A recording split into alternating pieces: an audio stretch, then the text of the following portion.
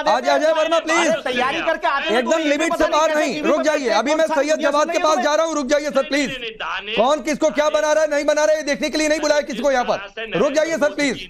और आपसे ज्यादा स्टेक फिलहाल आज सैयद जवाद का है, रुक जाइए, रुकिए जवाद भाई। ये मुसलमान बहने, ये भाई जो खुश हैं साइंस के प्रोजेक्ट्स लेकर, जो खुश हैं ये कह रहे हैं कि डॉक्टर इंजीनियर बनेंगे, जो खुश हैं ये कहते हुए कि मदरसे में बहुत बड़ा कायाकल्प हुआ है, ये पूरी उनकी बातचीत है। अभी तो हमने सिर्फ एक छोटा सा हिस्सा सुनाया है, फिर भी डराया जाता है बीजेपी सरकार से। पांडे जी आपने देखिए बीजेपी सरकार का क्या है, अभी एक तो हमारे सामने मदरसे से निकले हुए मुफ्ती शमून कासमी साहब हैं जो मदरसा बोर्ड के चेयरमैन भी बने, और उससे पहले मदरसे से निकले हुए लोग जो हैं इस देश के शिक्षा मंत्री भी पहले रह चुके हुए हैं। तो मदरसों का आधुनिकीकरण की जहाँ तक बात हो रही है, तो मुझे लगता है कि मदरसे से निकले हुए लोग बहुत ज़्यादा आधुनिकीकरण को जो है वो एक्सेप्टेंस देते हैं और पहले से भी देते चले आए हैं। और साइंस के दौर में भी मदरसों के अंदर से ही बहुत सी तरक्की निकली हैं, बहुत सी चीज़ें जो हैं साइंस के अंदर जितने भी आविष्कार हुए, जब मॉडर्न एजुकेशन पूरे वर्ल्ड में भी नहीं आई थी, तब भी उस वक्त मदरसे से निकले हुए लोगों ने बड़े बड़े कीर्तिमान स्थापित करे हैं। और इस देश के बड़े साइंटिस्ट राष्ट्रपति साहब भी कहाँ से निकले हुए हैं वो बताने की ज़रूरत नहीं है। अब मुद्दे की बात पर आते हैं। देखिए क्या है, अल्पसंख्यकों के जुड़े हुए मुद्दों की जहाँ तक बात आती है, आपको पता है पिछले साल सरकार ने कितना बजट मुसलमानों का काटा है? लगभग 40% के आसपास जो है पिछली बार केंद्र सरकार ने बजट काटा था, और उस काटने के बाद आज फिर 5,000 करोड़ रुपए से अधिक का बजट था राकेश भाई, उसको काट करके पहले भी बता दीजिए। बता रहा हूं आपको, और देना चाहिए जितनी पॉपुलेशन है। अरे जवाद भाई सिंप्लीफाई करते चलते हैं, आपने कहा कि इतना काट पूरी दिया, बात कर लूं। मैं कह रहा हूं उसके पीछे नहीं, पूरा आंकड़ा दीजिए ना सर, पूरा उसके पीछे कितना बजट था, कितना इस्तेमाल हुआ था, ये भी बताइए। मैं पूरा आपको दूंगा, मैं बगैर पढ़े थोड़ी ना बताऊंगा। बस मैं एक मैंने जोड़ दिया ना, बताइए। उसके बावजूद आज आपने 574 करोड़ रुपए के आसपास दिया है, इतना ही दिया है ना। और क्या पीठ थपथपाई जा रही है कि बजट हमने बढ़ा दिया? पहले आपने 40% बजट काटा, उसके बाद आपने 8 से 10% बजट दिया। बजट में कितना दिया था, कितना इस्तेमाल हुआ था, ये बताइए ना पहले। अरे भाई देखिए, बजट आता है तो सरकार को खर्च करने का अधिकार होता है, वो बताइए ना। अरे भाई अल्पसंख्यक भाई राकेश भाई, जब खर्च ही नहीं हो रहा है था, कितना इस्तेमाल, जब आप आधुनिकीकरण, पिछली बार नहीं खर्च हो पाया, इस बार भी नहीं हो पाएगा क्योंकि आप आधुनिकीकरण कर ही नहीं पा रहे हैं। मदरसों के अंदर और शिक्षा के अंदर जिस तरीके का करप्शन हो रहा है सरकार की नजरों में, तो ये आपके हिसाब से जवाद भाई, आपके हिसाब से लखनऊ के इरमा मदरसे में जो बच्चे आए थे वो झूठ बोल रहे थे?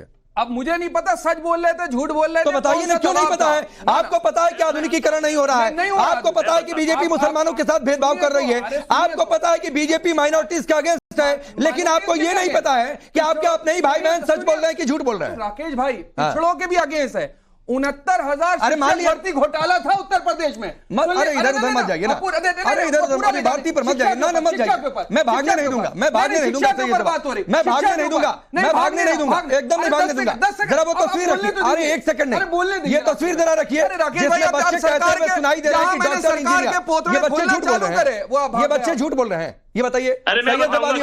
आप मुझे बोल, आप बताइए ये बहनें झूठ बोल रही है। मैंने मान लिया सच भी बोल रहे होंगे, लेकिन नहीं मान लिया क्या, सच भी क्या? पहले सच नहीं बोल रहे, जब बात ये सच करने भाई बोलने दीजिए भाई, अब बोलिए ना। तो इन बच्चियों पर बोलिए, इन बच्चियों पर बोलिए, इन बच्चों पर बोलिए। मैंने आपकी बात बड़ी रख दी, सरकार की बात आप चाह रहे हैं बड़ी रख दूं? नहीं, मैं किसी नहीं, सब मैं सच्चाई बड़ी रखना चाहता हूं। राकेश भाई हो सकता है कि ये बच्चे सच बोल रहे हैं, लेकिन जमीनी हकीकत की सच्चाई भी आपको बता दूं कि चाहे एजुकेशन हो गया, चाहे माइनॉरिटी का बजट हो गया, चाहे आप देख लिए सुरक्षा का बजट हो गया, लगातार इस सरकार ने भाई सुनिए ना सैयद जवाद, आपको बजट एक्सपर्ट के लिए नहीं बुलाया भाई, आपको बजट एक्सपर्ट के तौर पर नहीं बुलाया। नहीं भाई, आज बजट पर चर्चा नहीं हो रही है। पहली बात, मैंने आपको क्या, मेरी गेस्ट टीम ने क्या बताया, हम मदरसे पर चर्चा करेंगे, आपको बताया गया ना, मदरसे पर चर्चा करिए। और ये बच्चे क्या झूठ बोल रहे हैं? और अगर बीजेपी मदरसों के खिलाफ है तो इन बच्चों के सपनों को ये उड़ान कैसे मिली कि वो डॉक्टर इंजीनियर बन सकते हैं? वो कट्टरता का पाठ नहीं पढ़ेंगे। पांडे जी यही तो रहा है कि आज तक 60 साल में मुसलमानों को सिर्फ खौफजदा किया गया।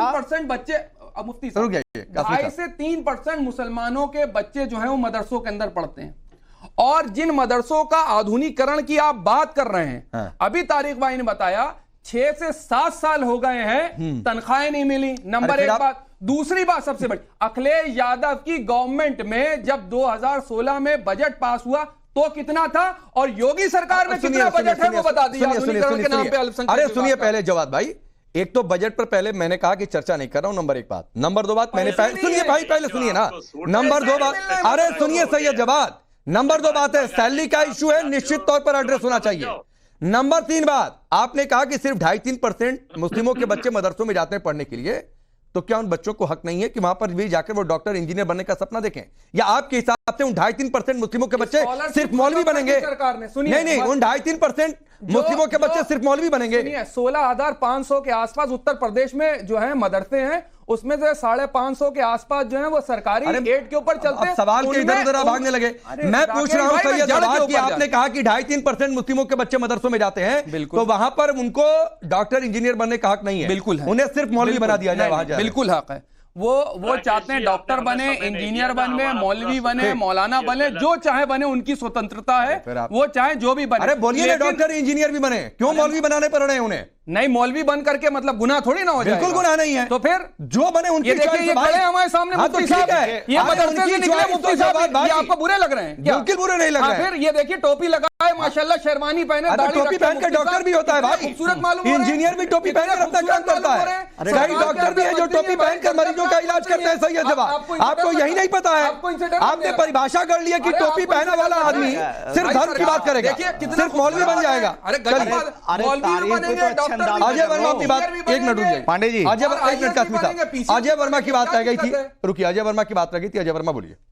पांडे जी, बड़े सम्मान से मैं, आप जो पूछ रहे थे कि बच्चे गलत बोल रहे हैं, मेरी सुनील जी देश के प्रधानमंत्री बड़े माननीय हैं, उन्होंने एक स्कूल में बैठ के एक स्कूल में इंटरव्यू दिया था, फिर वो स्कूल ही गायब हो गया था। ऐसे ही दानिश आजाद भी इंटरव्यू दे रहे थे, और इसी वीडियो जो आप दिखा रहे हैं इसमें उनके सिक्योरिटी, ये सब प्रायोजित कार्यक्रम है, पॉलिटिकल विंडेटा है, पॉलिटिकल विंडेटा है। इन बच्चों को पाठ पढ़ा दिया गया है, अपने भाजपा के छाट के बच्चे ले आए ये, और इन्हें कहा कि ऐसे बोलिए। ये बिल्कुल प्रायोजित कार्यक्रम है, इसकी पुष्टि कर लेना। तो मेरे अरे भाई, पुष्टि किया हुआ है, साथ चलिए। अजय वर्मा, विनोद मिश्रा लखनऊ से रिपोर्टिंग करते हैं, उन्होंने खुद जाकर बच्चों से बातचीत की है। तो सर इधर उधर की बात मत किया करिए, आपकी गंभीरता लोगों के बीच में कम हो जाती है ऐसी हरकतों की वजह से, ऐसी हरकतों की वजह से। चलिए, हाँ ठीक है सर, आपको जो लगे, आपको जो लगे भाई, आपकी सोच आपको मुबारक हो। अजय वर्मा, आपको आपके सिवा हर दूसरा आदमी, हर तीसरे आदमी का एजेंट लगता है। चलिए कासमी साहब, एक बात, एक क्लोजिंग कमेंट आपका, रुक जाइए भाई। टोपी पहनकर डॉक्टर भी मरीजों का इलाज करता है, नंबर एक। नंबर दो बात है, 2.5-3% ही मुस्लिम जाते मदरसों में। बिल्कुल। तो ये बच्चों की चॉइस होनी चाहिए ना, कि वो मौलवी बनेंगे, डॉक्टर बनेंगे, इंजीनियर बनेंगे, या फिर एक प्रोपेगेंडा दे दिया जाएगा, ये एक सोच दे दी जाएगी, मदरसे में जा रहे हो मौलवी बनकर निकलना, डॉक्टर इंजीनियर बनने की सोचना मत। देखिए पांडे जी, मैं बहुत ही सारे देश के लोगों से, सारा देश देख रहा है, सुन रहा है, खासतौर से मुसलमानों से अपील करना चाहता हूं कि आप 76 साल हो गए हमारे देश को आजाद हुए, 60 साल तक एक विशेष पार्टी ने जो है वो सरकार चलाई, आपका तुष्टीकरण किया, कोई विकास नहीं किया। आप इनके बहकावे में बिल्कुल मत आइए, ये तो राजा बन गए, आपके हाथों में कटोरा आ गया। 4% मुसलमान, गरीब मुसलमानों के बच्चे जो मदरसों में पढ़ते हैं, उन्हें हक है, उनका अधिकार है कि वो IAS और IPS बने, वो इंजीनियर और डॉक्टर बने। हमारे माननीय मुख्यमंत्री पुष्कर सिंह धामी जी ने हमें वहां बुलाकर, मैं सबको दावत दे रहा हूं। ठीक है सर, वक्त इतना ही है, मैं सबको दावत दे रहा हूं, आप आइए, हमारे